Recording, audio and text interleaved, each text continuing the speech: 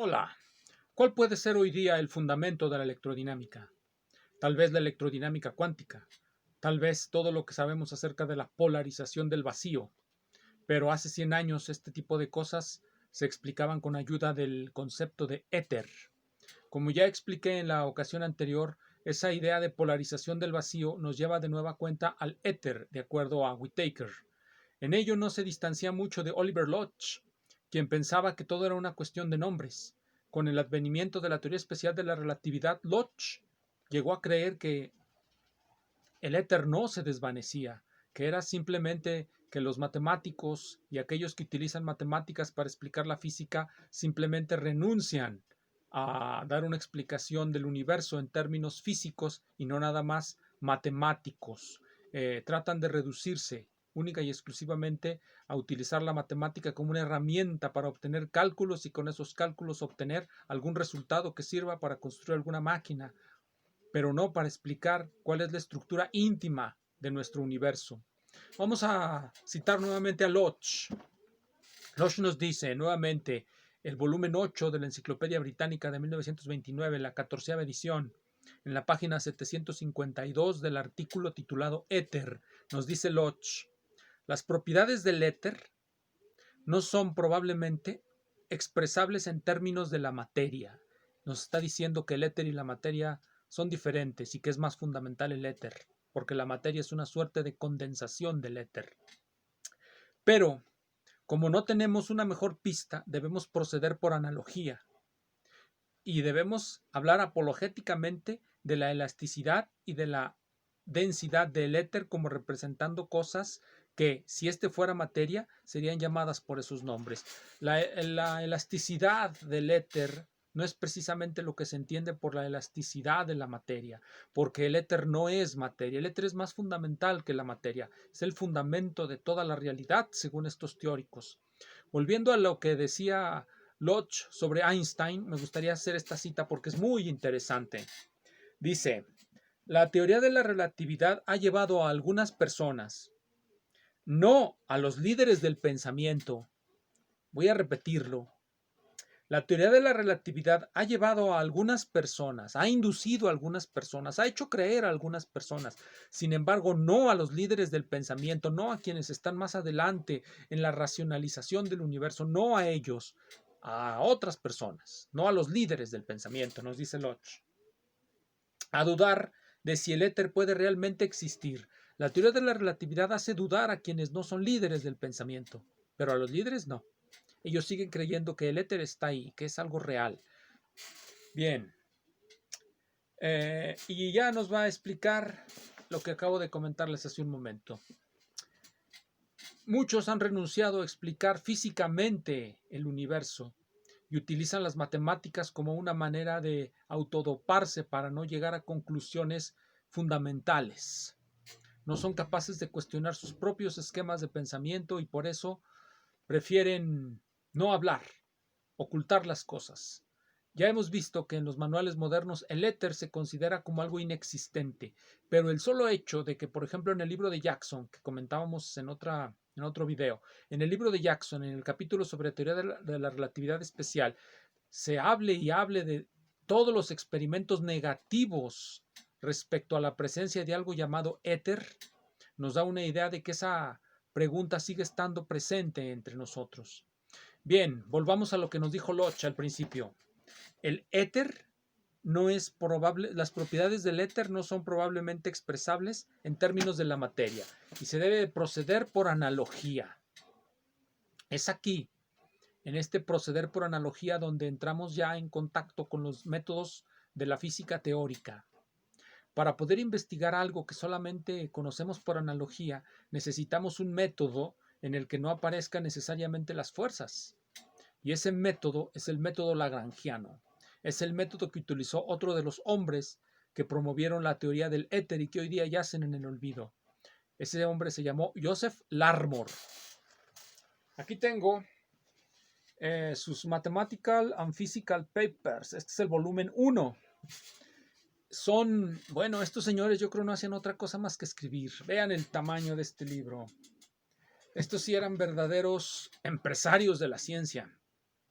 Este es el volumen 1 de 8. Larmor escribió tanto como Moshinsky. Quiere decir que estos señores ya eran empresarios desde hace 100 años. En Inglaterra los científicos son empresarios desde hace muchísimo tiempo. Bueno, vamos a ver lo que nos dice Larmor. Larmor en este libro, que son sus Mathematical and Physical Papers, en este libro casi 400 páginas de 800 están dedicadas a discutir una teoría del éter luminífero, del medio luminífero le llama él, el medio en el que se propaga la luz. Aquí nos habla sobre lo que les comenté hace un momento. Para poder investigar el éter se necesita un medio que no tome en cuenta los detalles, sino que nada más requiera de un procedimiento analítico en el que se definan ciertas funciones y con esas funciones sea posible deducir todo cuanto queremos. Y ese método es el método de Lagrange. Recordemos que Lagrange decía en su tratado sobre mecánica analítica que allí no había ni un solo dibujo, no se necesita saber dibujar para aplicar el método de Lagrange, ni siquiera representarnos algo. Lo único que necesitamos es conocer la función potencial. El potencial de fuerzas. El potencial, conociéndolo, podemos determinar todos los estados dinámicos del sistema. Y ese es el procedimiento que va a emplear Larmor en sus largas investigaciones sobre una teoría dinámica del medio eléctrico y luminífero. Pero vamos a las palabras de Larmor.